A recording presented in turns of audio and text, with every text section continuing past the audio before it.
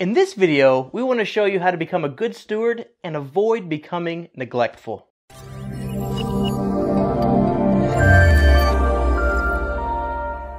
Welcome to Abide a Brownie. If you're looking to grow in love and increase your impact on the world with Jesus, consider subscribing.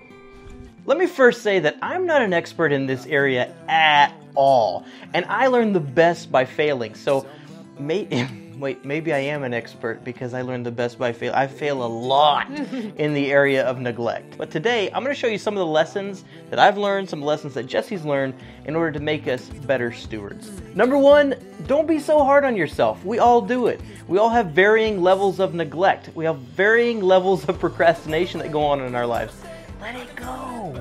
It's okay. It's not the end of the world.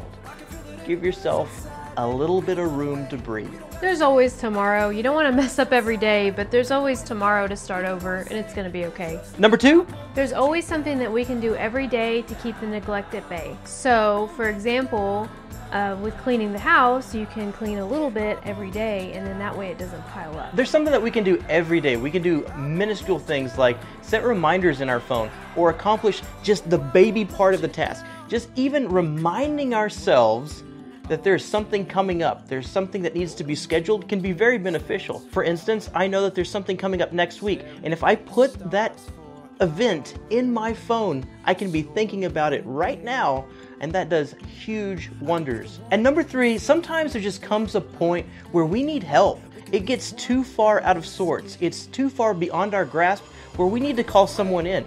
For instance, our goat kept on getting out. Our billy goat kept on getting out. He kept on jumping the fence. I kept on putting him back in. He kept on jumping the fence. He kept on being a terror. And I should have taken care of certain issues, but it got to a certain point where I couldn't do it by myself. I couldn't physically manhandle him back into his own pen.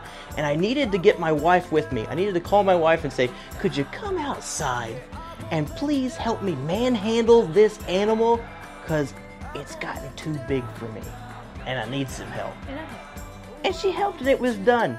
Help isn't a bad thing. Needing help is not a bad thing. That's true. And number four, let God provide a way out for you. He knows what he's doing. It's kind of number one back over again. Don't be so hard on yourself.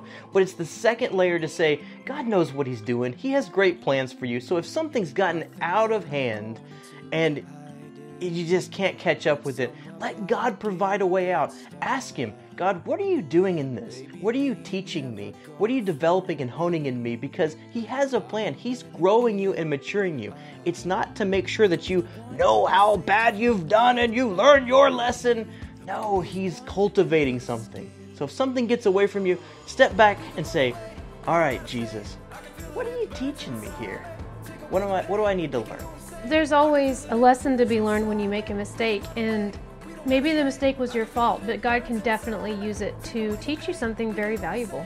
This week we went to go see Tristan, and along the way to go see Tristan, we stopped off at the Baker's Hotel in Mineral Wells. If you don't know what the Baker's Hotel is, which most people don't, it's an old rundown hotel in Mineral Wells, which now they say is haunted or whatever. It's a derelict building that used to be this beautiful, ornate hotel where people from around the world would come over and stay. And now it has the windows broken out. It's all boarded up. It is just a rough sight to see. It's almost kind of attractive and beautiful again because of how much it's been reclaimed by homeless folks and by nature. It's kind of beautiful. It's a neat landmark.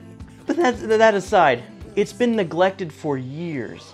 This hotel is gorgeous, it's beautiful, it's huge, and like he said, if they'd kept up with it, then it could have brought in a lot of business to the city, but now someone else has to come in and help, and they can restore it. It has such great potential. It is the coolest thing ever, and I think that's how that applies to a lot of things in our lives. We have such great potential, and sometimes we just need a little bit of help for someone to clean us up or for God to come in and clean us up. So we want to know, how do you prevent neglect, and what is God teaching you in the process? What are some of the things that are giving you fits?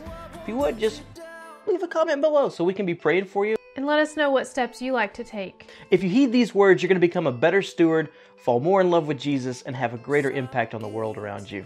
It just is. If you want to know more about letting God prioritize your life, you should watch this video. Click on the link above. We are out on this one. Don't know what was gonna say, it's not on purpose. We just all do it. Start again tomorrow, and it'll be okay. I didn't know if you were just making up words or what. Yep. All right, you ready? No, you say it. You want me to do it? You say it. I'll say it. I'm gonna say the execution. All right, here we go. I was thinking about the number 2 transition. I feel like I'm out of this video entirely, but I will direct planes in to the taxiway alpha right here, here, here. Okay, I'm ready. And for the space and for the other things of the various and sundries. And that's how. And that's how you do.